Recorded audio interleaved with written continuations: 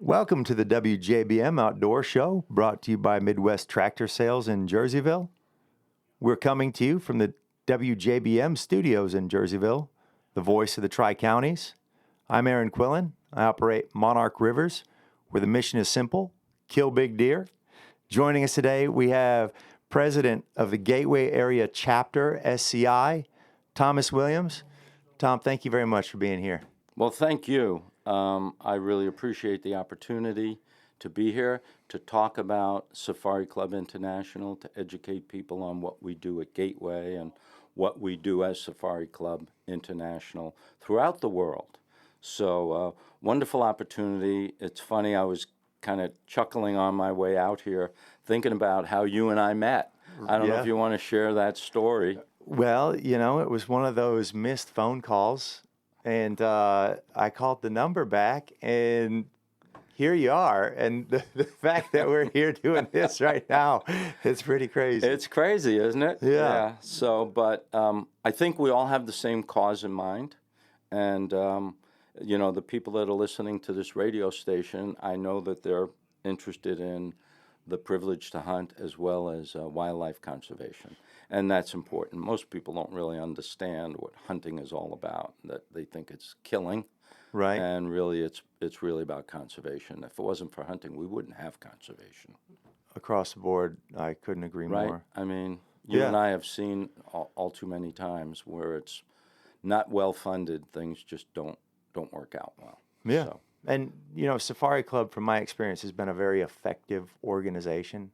For example, that proof of us here and that little funny story about how we actually got together, it was your reach out from the Gateway chapter reaching out to us. Yes. And I just had a missed call and I called it. And then that's genius. You had it routed right back to you. Yes. The president. So, that's direct line of communication. That's what I love about, we're a volunteer organization, and all of the folks that are on the board, and our volunteers, they're very dedicated people. Mm-hmm. They answer the phone calls, they answer the emails, they deal with the issues if there are any, and that makes it all work a whole lot better. So well, like yourself and the board and the members of Gateway Area Chapter, you got to be into hunting, fishing, and conservation. Absolutely. Really? So, how did you get into hunting? Well, it's so funny. I'm sure you can tell just by my accent that I'm really not from the Midwest. Right. So I was actually born in New York, Brooklyn, New York, actually.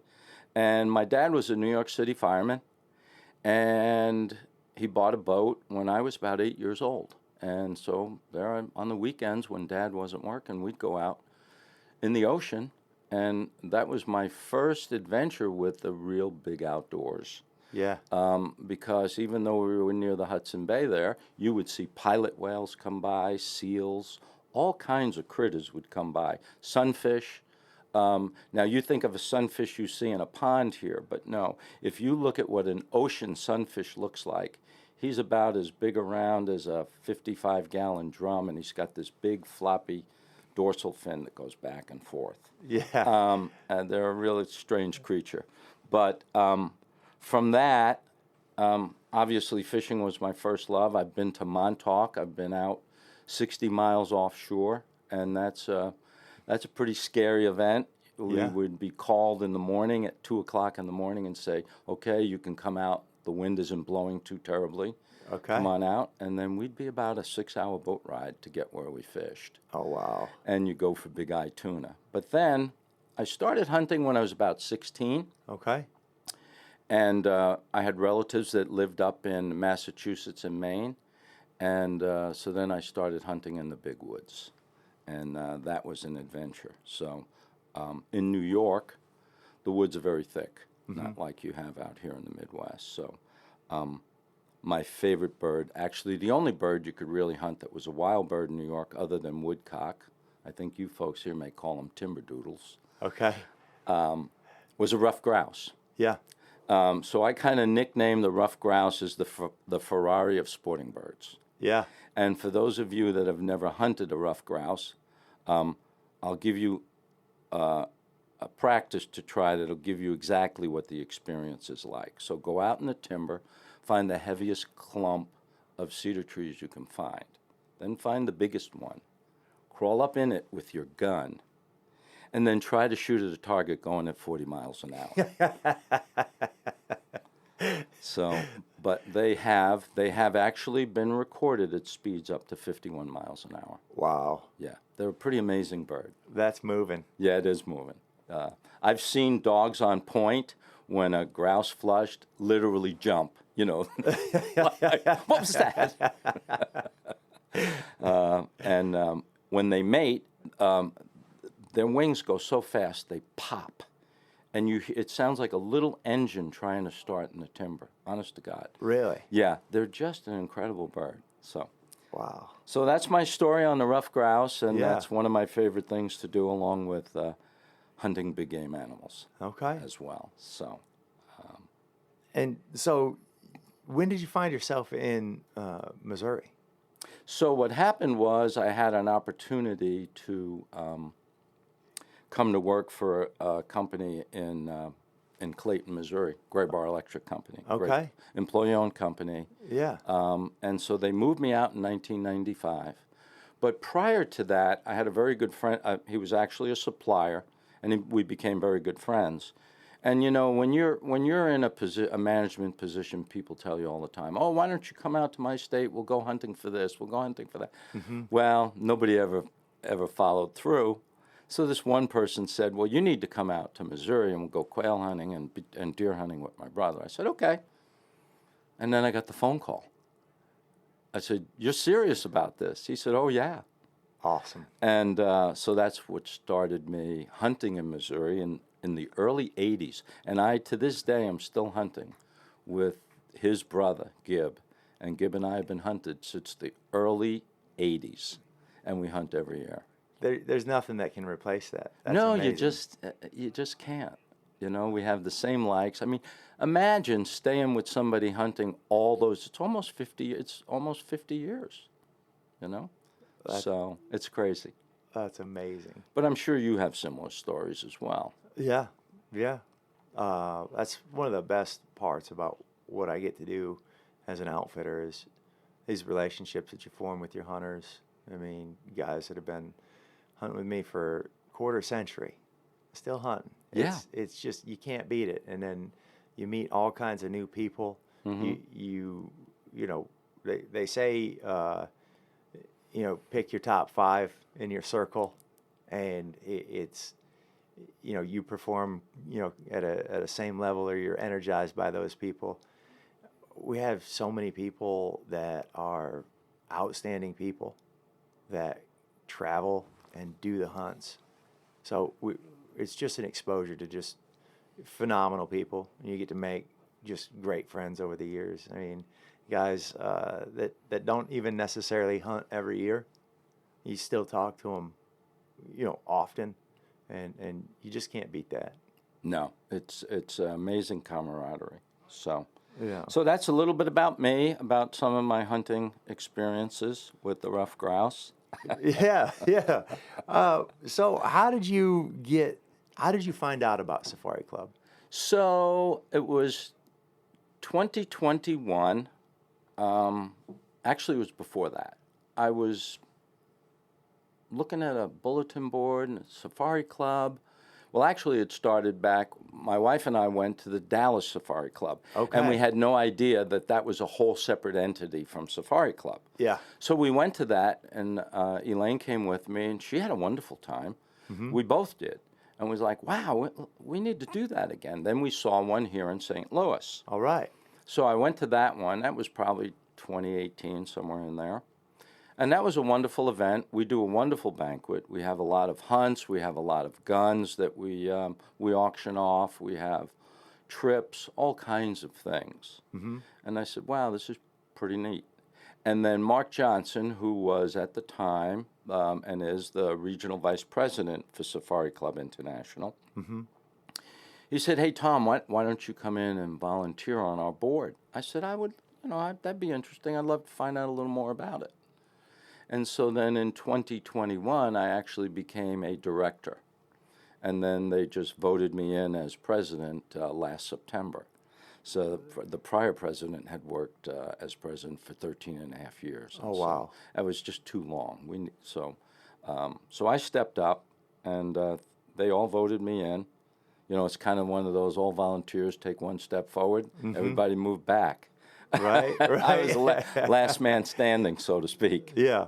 And it's just been an incredibly wonderful experience. Yes. It's so hard to explain. Even my wife, Elaine, comes with me. She's been with me on the conventions, and she has a great time as well. Mm-hmm. Talking to the people, and there's plenty of things to do at the convention, and I'll go over some of that during our podcast later on. Okay. Yeah. Yeah. So I think I've been working with Safari Club for quite a while now, and so I know a lot about the ins and outs of the organization and various chapters. But I think here locally, there's not a lot of awareness here in our listening area. And, I think oftentimes people think safari, oh, that's Africa. But really, in the Safari Club organization, both locally and nationally, it's full of hunters of all types and outdoorsmen of all types. And that's a very true statement. And that's a stigma that we're trying to, in a way, overcome. Mm-hmm. We're going to continue to name our chapters Safari Club International, but the quote-unquote mothership, and I'll get into a little bit of that organization, I believe we're changing it to Sportsmen's Conservation International. Really? Yeah. Because we want to draw more different disciplines in. Yes. Fishing. Yes. Bow hunting. Yes. Ladies. Yes. Youth. Mm-hmm. If we don't have our youth become and embrace wildlife conservation and the privilege to hunt, it goes away. Mm-hmm. Right. A wise friend once said to me, he said, Tom, he was talking about Christmas, and he said, when we're gone, it's all gone.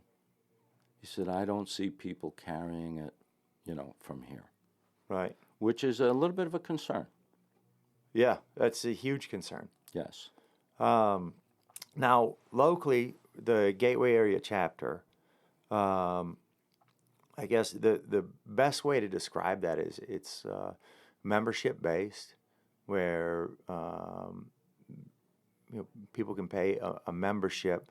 There's a ton of different benefits, but as an organization, we all look at what's going on in Missouri, what's going on in the surrounding area here in Illinois, and it's almost like a net in a sense to kind of gather, legislation in terms of who's hunting and what's going on in the world of hunting and fishing. And then overall, there are various events that raise money, awareness, and promote conservation.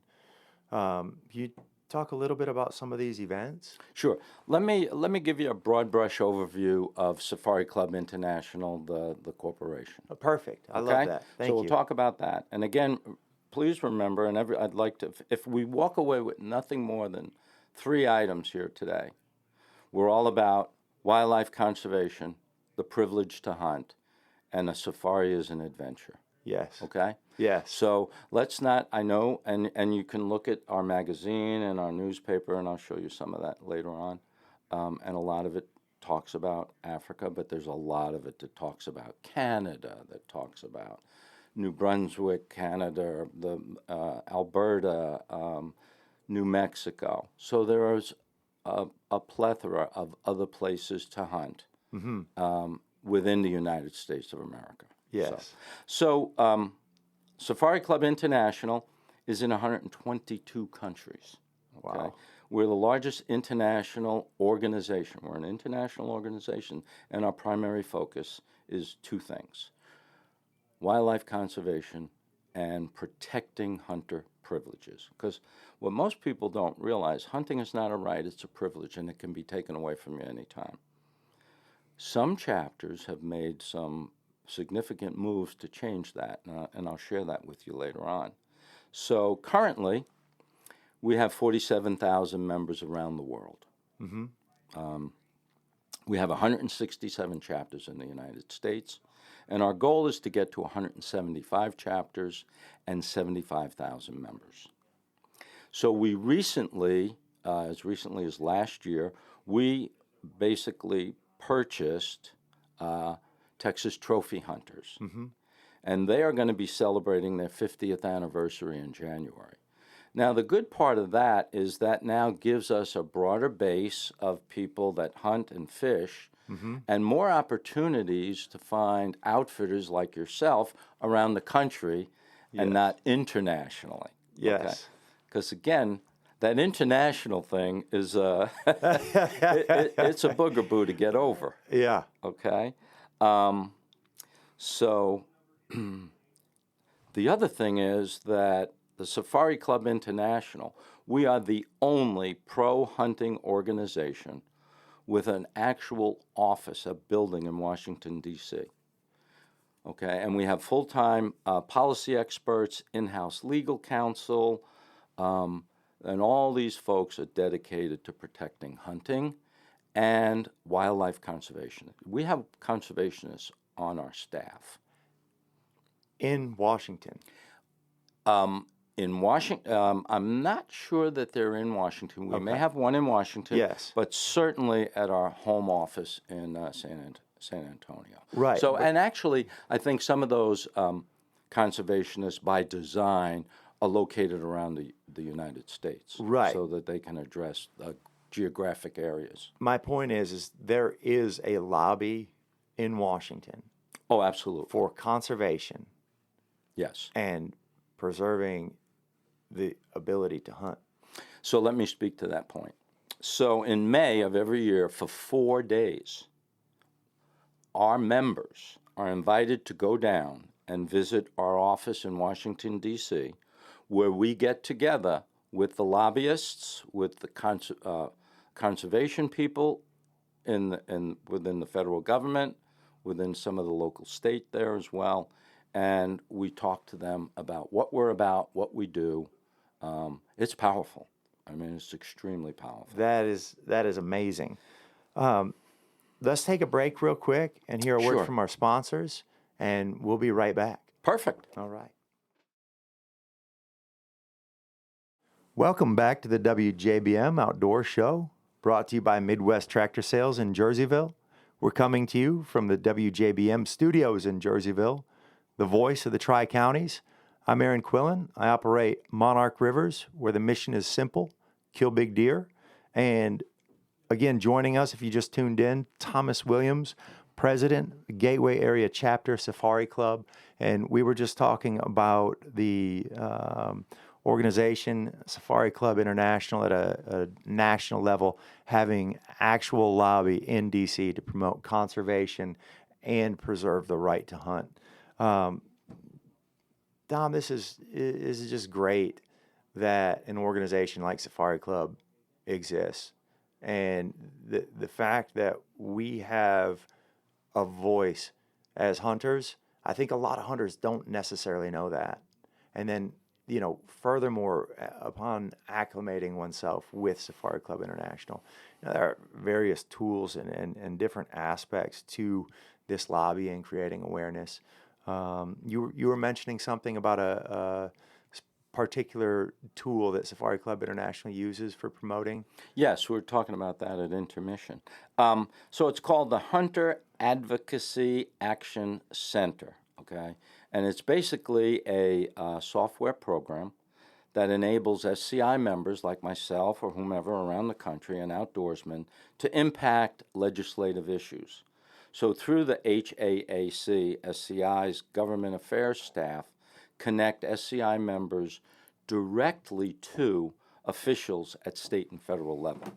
So that's powerful. to draw an analogy that's similar to, if any of you, most of you folks, and by the way, if you're a member of the NRA, you need to be a member of Safari Club International, okay? So we are to the hunting community and the wildlife conservation community, we are to that group what the NRA is to the Second Amendment. And we all know that there's some pretty powerful and nasty people out there. I have a friend of mine that calls them evil people. I don't know, that might be a little strong, but that, you know, through misinformation, things get diluted. Things get thrown in a bad direction. If we have some time, remind me to tell you the story about the rhino hunt, if we have time. But we really need to band together, and that's why I see that Safari Club, I was pleasantly pleased when we took upon Texas trophy hunters, because we're getting together with like minds, just like you and I. Okay, we have the like minds. We know what we want to get done. We want to protect the privilege to hunt. We want to preserve our natural resources. Yes. And that's a genuine thing. There's nothing fake about that. So I volunteer all my time for this, and it's contagious. I'll tell you that. So our PAC, you know, Public Action Committee in America, we have more money dedicated to that than some major corporations. It wouldn't surprise you, like American Express, they probably don't donate any money to that, but we are the largest. And so some of the things that we've done is many of the states, and I was not aware of this until about a few weeks ago, have rewritten their constitution to include hunting and fishing as a right. I've been not seeing a that. privilege. Is that great? That's pretty outstanding. Yes. I think it's up into the 20s. How many states have done this? Oh, you're absolutely right. Now, unfortunately, your state and mine are odd man out. Now, our state has some legislature sitting on the table that they haven't passed yet. I don't know, and that might be something worthwhile for you to look into if you've got anything going in your group. I am not aware of that right now. I think some of the stuff that we're facing is actually moving in the other direction of that. But I think that, again, is why it's so important to be a part of an organization like Safari Club, where, you know, so many of us that feel disenfranchised from policymakers, especially in this state, because it is two totally different cultures. You know, the one that's driving the bus is far different than what we're seeing here in downstate Illinois and the way of life down here. So I think it's important, and I think that's a big reason why people from this side of the Mississippi River need to look into what you guys are doing at the Gateway Area Chapter. And not only that, but the company, the corporation as well. I mean, we act. We don't talk, we act. Yes. Okay? So, and some examples of that, as I said, the right to change the Constitution. We've opposed the California gun and ammunition tax. Okay? We've opposed the Connecticut Big Five African Species Act. Right now, 7 agencies are going after the suppressor ban. So that's the NRA, SCI, Second Amendment Foundation. I mean, you find out some of these organizations I didn't even know existed, right? Right. This particular ban is in New Jersey, so they're going after the state of New Jersey. So you have New Jersey firearm owners, you have Silencer Shop, you have New Jersey Association of Rifle and Pistol Clubs, the ASC, which is American Suppressor Association. And this actual filing is in addition to and backs up right directly to one you had here right in the state of Illinois, Anderson versus Raoul. So, and so like I said, we act, we don't talk, we actually do, and doers are better. So if you want to find out more about Safari Club International, real simple, of course, www.safariclub.org. And that will give you a lot of information about Safari Club, what we do, some of the initiatives that are going on.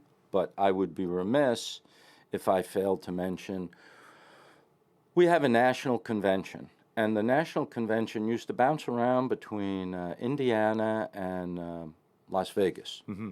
And about 2 years ago, we decided to go to Nashville, Tennessee. Yes. And that's when Elaine and I first went to the first national. Okay. And spectacular. It was absolutely spectacular. I only bought a 3-day ticket. And Aaron, by the third day at 6 o'clock at night, I said to my wife, hon, we got to go back to the hotel. And I fell asleep for 3 hours. I was completely exhausted. And she'll attest to that. Yeah. But they decided that the people that came to the Nashville exceeded their expectations, and they canceled all their other contracts with the other states. Yeah. And we now will be in Nashville till I believe 2033. Wow. Yeah. So when you go there, you'll get to see some of the other organizations like the Sables. That's a ladies hunters group. Yes. The wife from Midway USA, the Yes. gun supply. Yes. Well, that lady has, I believe, hunted in over 5 continents and has killed somewhere in the area of 108 animals. Wow. Yeah. Very interesting lady, very Yeah. supportive of Safari Club. Actually gave us a very nice brooch for our banquet. Our vice president, Susan Nelson, got in contact with her, and Susan does an excellent job of getting things for our banquets. So you'll get a chance to meet and greet people like Jim Shockey, Melissa Backman, Craig Boddington, okay? And that's just to mention a few. Yeah. It's amazing the type of people you get to meet at some of these events. I mean, anybody, I'd say for the Safari Club International National Convention, anyone that you follow online as an outdoors person is likely to be there. That's pretty much a true statement. Yeah, yeah. Yeah. And, there's outfitters from all over the world, safari companies from all over the world. There are top-notch opportunities to listen to experts, in any particular field with regard to hunting. So there's breakout seminars, all kinds of opportunity. It's like you were saying, you can't see it all.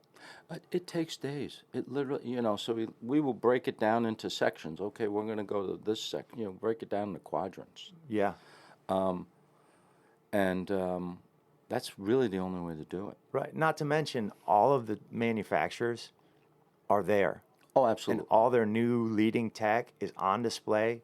They've got people there that are, it's a big event. They're top directors of product or marketing that are sitting there in the booth, and you have direct access to ask them any questions about, whatever it is. Right now, thermal scopes are a big thing coming out. So they have plenty of those. Yeah, if you're into coyote hunting, or hunting with a thermal, all these companies are sitting right there, and you have direct access to ask any question to any one of the top people in that organization in their booth. Yeah. And I think that is such a great advantage.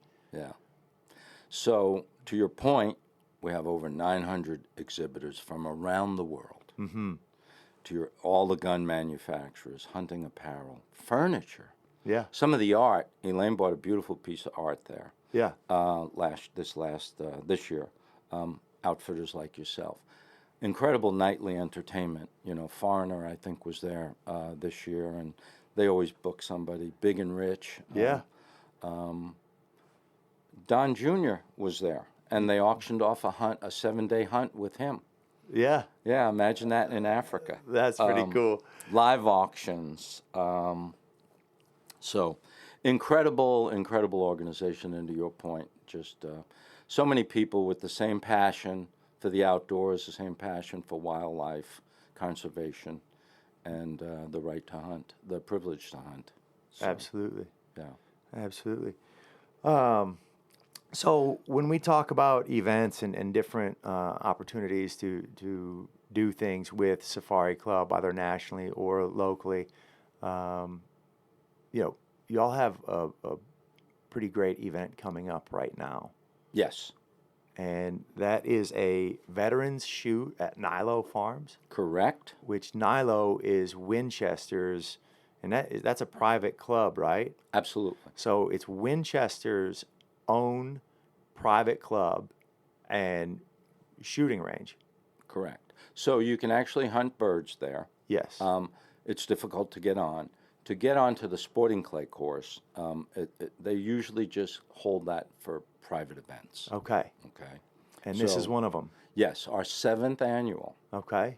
And it's phenomenal. Actually, last year I had the opportunity to meet a veteran from World War II. Wow.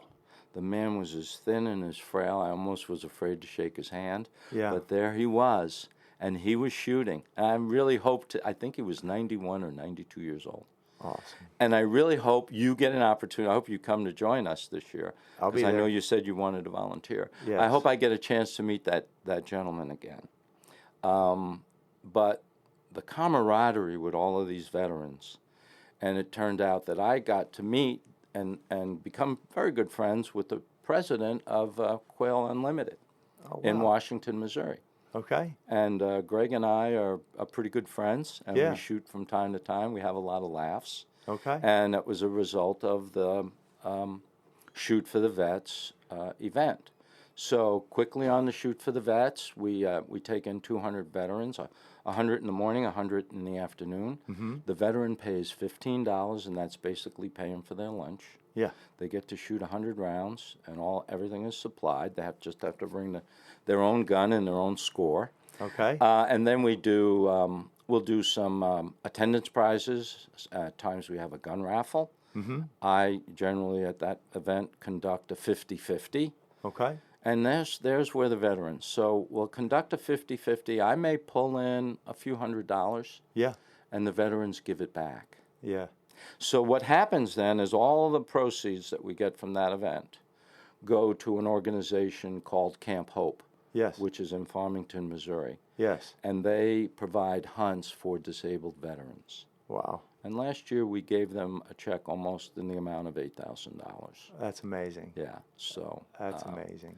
great participation, great spirit, great people to meet. I mean, what's better than being surrounded by a whole bunch of veterans? You know? Right. Right. So, who loves America more than them? That's 100%. And then, how does someone sign up for that event? So you just go to our website, which is gatewaysci.org. Okay. And there will be a site there. I think we have Purple Pass. Actually, I think we already have 40 people that have signed up already. Oh, that's amazing. Before we even posted it. Right. So I think we're going to hit our 200 limit. Yeah. With ease. And then we're always also looking for sponsors. I think our bronze sponsor is $250, and don't hold me to this. I think our gold is $500, or silver $500, gold $1,000, and then a primary sponsor is $2,500. Okay. Yeah, but it's on our flyer. I Yeah. think I sent it to you. Yep. So please feel free to share that. Will do. We'd love to see as many, and certainly it's a lot easier for you folks here in Illinois to go. Yes. It's in Brighton, Yes. Bridgeton. I believe it. I believe it's Brighton. I've not been out to Nilo yet. Yeah. So Nilo is Olin spelled backwards. Yes. Olin Brass, And- which Winchester owns. They have a pretty rich history with this club. Oh, really? Yeah, I believe it goes back decades. Okay. That And- wouldn't surprise me. Yeah, yeah, and I might have this completely wrong, but I feel like Nilo was one of their best hunting dogs or something. Oh, of that okay. nature. I could be totally wrong. I might have butchered that, but I feel like there's a relationship or there's some big history with one of their first hunting dogs there. Well, that's a good rumor to start. Yeah, it is. Yeah, it is. And then with that event, you also have another what I consider major event that takes place each year.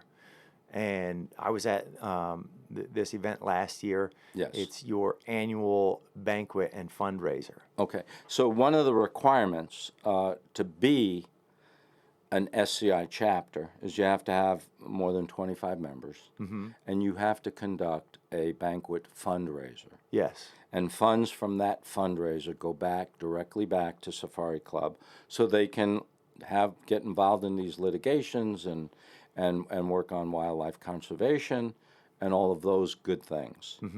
And so our banquet this next coming year will be March the 7th, which is a Saturday.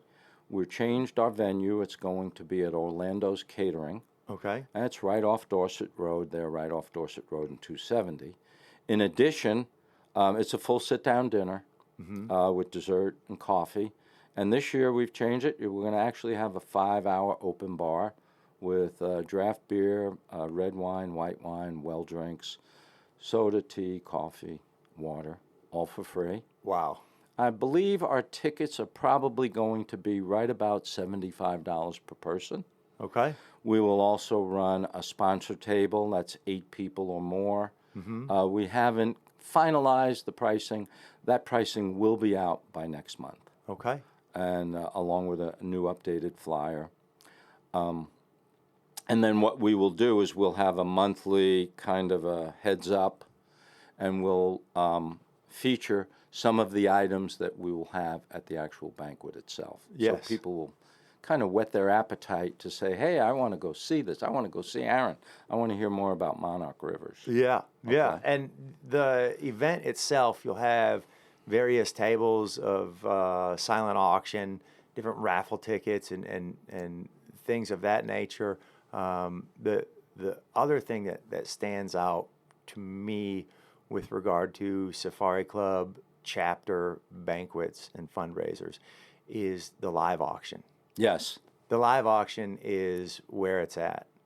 So destination trips, hunting trips, fishing trips, these they're auctioned off, and that is I think where a significant amount of the revenue comes from for a lot of chapters at Safari Club.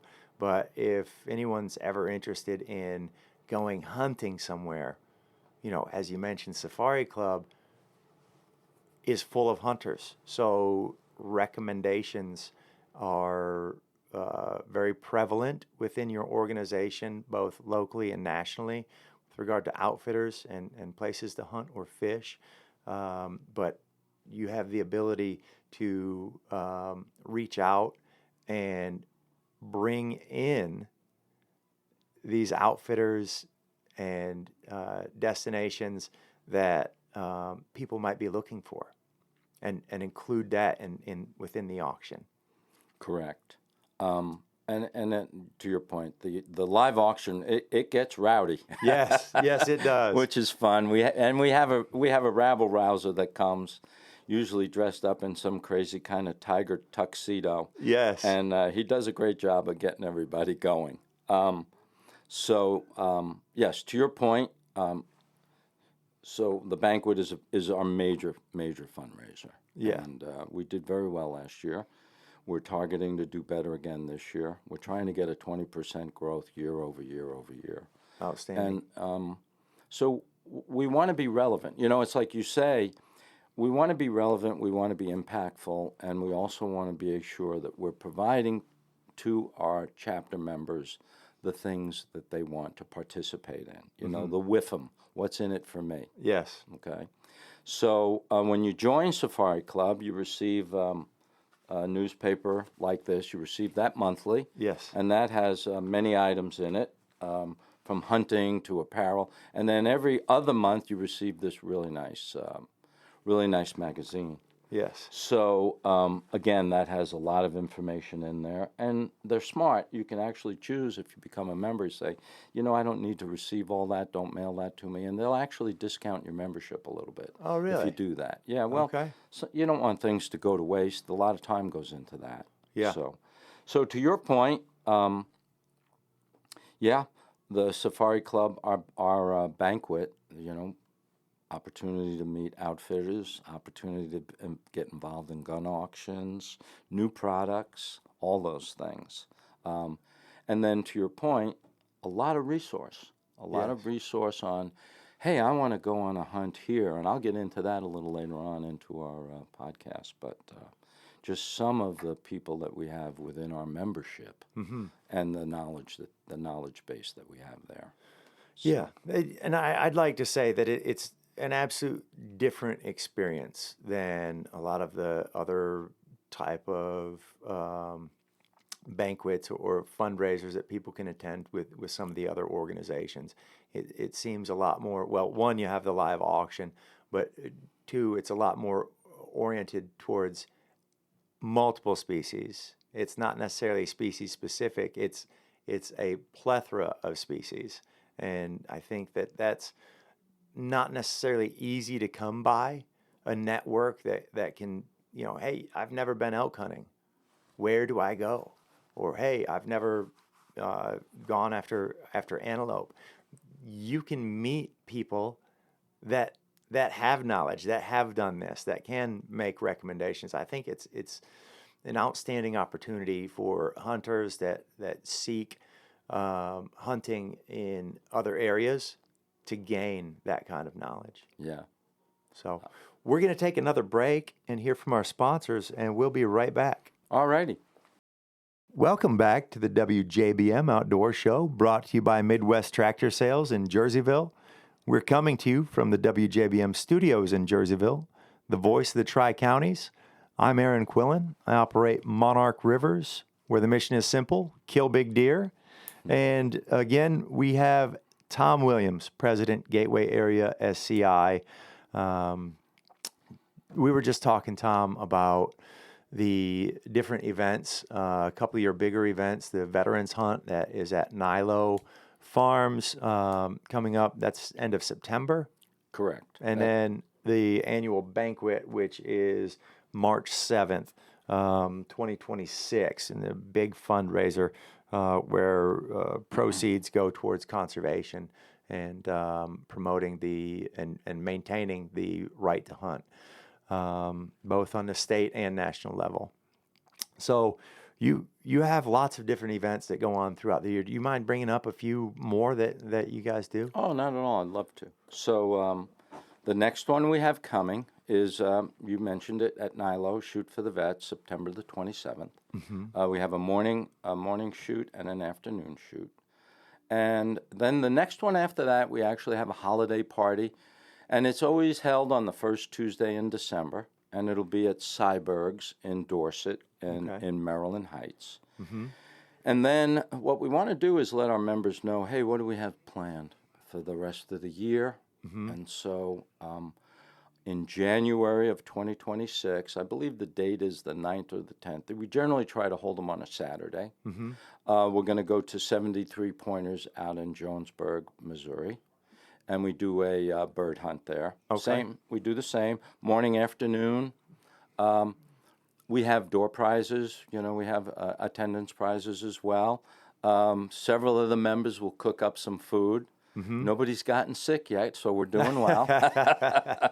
But we do chili for the most part, because that time of year it makes sense. And the owners, Rick and Carla, do a fabulous job of attending to us and providing us with good guides with good dogs. And we get boy, I'll tell you what, some of those birds, when I saw them fly, I could not believe they were pen-raised birds. I mean, they were booking. Okay, all right. And then in February, we do a hunt over at Wilnor. And it's the same venue, morning, afternoon. We do lunch, attendance prizes. And then, of course, in February of 2026, we will have the National. So we will all go to the National. And sometimes when we're at the National, we're actually able to get more items to bring to our banquet. So that's why we kind of leave our banquet, the booklet, open to editing, because we do pick up several other items while we're down there, and which is another great way that the SCI nationally supports the local chapters. In March, we will have our annual banquet fundraiser, March the 7th, 2026. Then we kind of look, and because we don't want to do too much. Sometimes you do too much, and people they have their own things to do.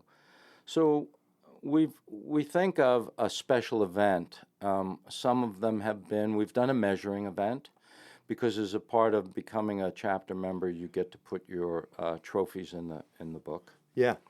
So we do a free membership event. People brought all their trophies. That was really interesting.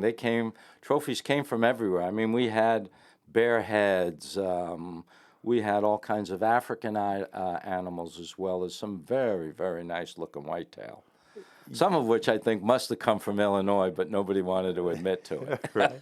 So you bring up an excellent point. Did you know that the SCI record books are the largest biological or wildlife? It's the largest biological or wildlife database in the world. No, I did not know that. Yes. See, I learned something new. Yes. You've been doing your homework. I've been working with SCI for quite a while.